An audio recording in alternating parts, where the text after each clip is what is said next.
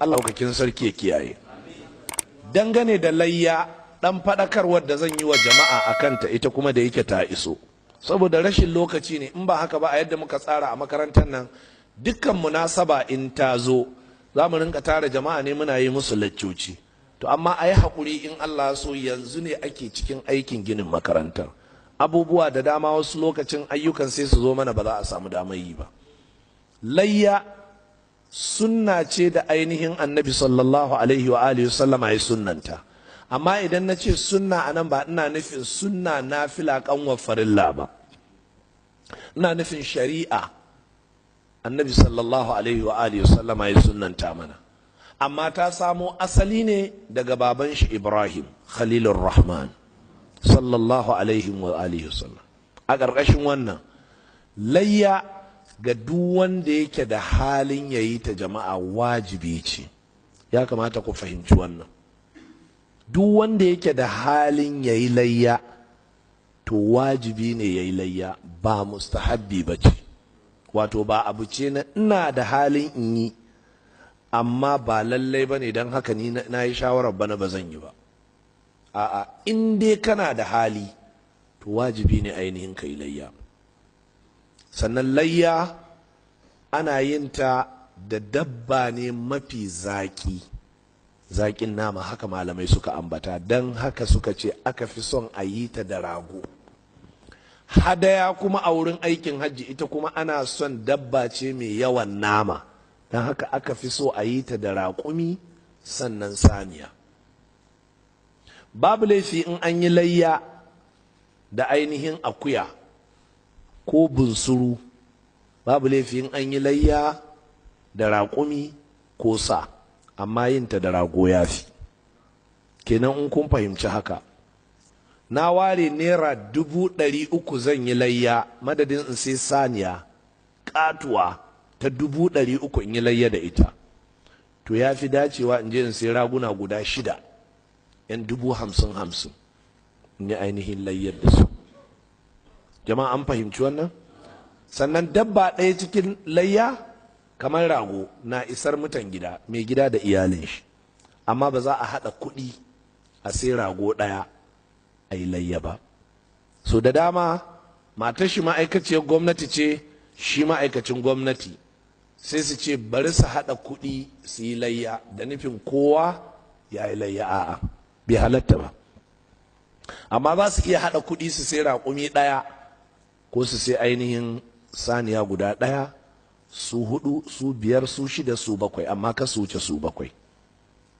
Ana iya yin layya da namijin dabba, ana iya yi da macen dabba, amma duk wadda take da nakasa a jikinta to ba a iya yi matukan nakasar ta bayyana, kamar ɗangeshi, kamar ƙafa ɗaya, kamar datsatsen bindi, datsatsen kunne, makanta, ko dundumin da ya sa ragon in an sake shi ba zai iya tafiya ba saboda idan nashi baya gani sosai.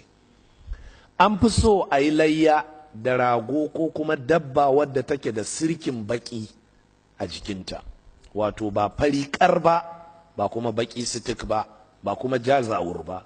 Ana son ya zama yana da sirki baki da fari, ko fari da ainihin launin ruwan ƙasa jaja-jaja. Ina fata an gane. Dangane da layya har wa yau, lafiyayyar dabba ake so, ba a son dabbar da take ba ta da maiko, ba a son dabbar da take mara lafiya, ba a son dabbar da take da wata nakasa kamar yadda muka bayyana.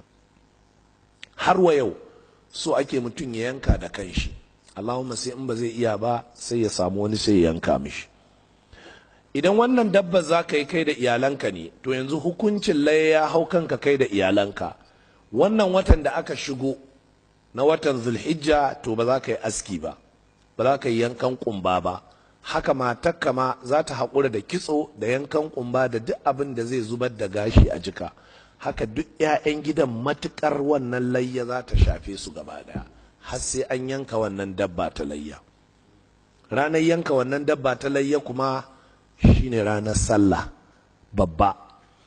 Ba a yankawa sai ainihin an sauko idi. To idan aka ce saukar idi shine ana nufin idin da kai ya shafe ka, kamar yanzu a Zariya nan wasu masallatai suna sallar idi karfe 8 a daidai lokacin da wasu suke yi karfe 9 a daidai lokacin da wasu suke yi 9:30. idan har idin da kai kaje ya zama limamin ya sauka daga idin ya kuma yanka hadayar shi ko layyar shi, in ba shi da hali sai ya miƙe sanar da jama'a cewa Allah bai hore mishi ba, don haka jama'a sai su je su yanka, to babu laifi kan ka dawo gida sai ka zo ka yanka. Hadisi ya zo cikin sunan al-kubra ta al-imam al-baihaqi cewa annabi sallallahu alaihi wa alihi sallama in ya dawo ana fara soya mishi hantar yana ci, sai dai wannan hadisi da'ifi ne. Wasu sun yi ta tambaya akan yaya matsayin wannan hadisi, yana da raunin isnadi. Saboda haka abin da ya sauƙaƙa na daga jikin layyar sai ka ci, ba lallai sai hanta ko ƙoda ko kuma wani abu muƙayyad ba. Ba a siyar da layya, amma ana ainihin wato iya ba da sadaka, ana iya bayar da kyauta. Sannan ba a aje naman layya a ce za a yi mishi ajiyar da sai lokacin ainihin takutaha, ma'ana kamar yadda al'ada ce a ƙasar Hausa, sai a aje wani ɓangare musamman bindin ragon layya sai a aje shi sai lokacin watan ainihin almuharram, wato watan cika ciki, sai a zo sai a abinci da shi, sai a ce yana da wata falala. Ba a yin wannan. Waɗannan kaɗan kenan cikin hukunce-hukuncen da suka shafi ainihin layya. Amma ba haka ba, za ka iya soya naman layyarka ka mishi suya mai kyau, ka aje shi a cikin man shi cikin kakidi, kana ɗibowa lokaci-lokaci kana ƙara ɗumamawa kana ci, sai ka ci shi har bayan wata 1 ko fiye da haka. Wannan ya halatta. Amma in a ce a aje shi har sai ya kai watan shara ko watan takuta ko watan almuharram, wannan ba daidai ba ne. Dangane da idi, sallar idi raka'a 2 ce jama'a. Waɗannan raka'o'i 2 suna da kabbarbari guda 7, wannan kuma kabbarbari guda 5. Kabbara 7 banda kabbara harama, kabbara 5 banda kabbara tasowa. Ana karanta Fatiha da duk wata sura da ta sauƙaƙa, sai da ya zo cikin sunna annabi sallallahu alaihi wa sallama yakan karanta abubuwan da yakan karanta a sallar juma'a, kamar hal ataka hadithul ghashiya da kuma ainihin sabbih isma rabbikal a'la ko suratu qaf ko makamantan haka. A bayyane ake yin karatun sallar idi. Kabbar harama kadai ita ake ɗagawa hannu, sauran kabbarbari guda 7 ba a ɗaga musu hannu, a kiyaye wannan. Haka sauran kabbarbari guda 5 waɗanda ake a raka'a ta 2 ba a ɗaga musu hannu. Wannan shine abin da ya tabbata. Don haka in kai Allahu akbar ka ɗaga hannu, to ba za ka sake ɗaga hannun ba har sai in ka zo za ka tafi kuma wurin ruku'u ko sujuda ko makamantan haka. Haka in ka taso. Dangane da abin da ya shafi mutumin da bai samu sallar bafa, shi kuma ya zo a cikin shiryar magabata cewa kabbarbari wato raka'o'i 4 zai yi madadin waccan da ta kubuce mishi. Haka wannan fatawa ta zo daga sahabi Abdullahi dan Mas'udin, Allah ya kara mishi yadda, kamar yadda al-Imam Abubakar ibn Abi Shayba ya fitar da ita da isnadi sahihi.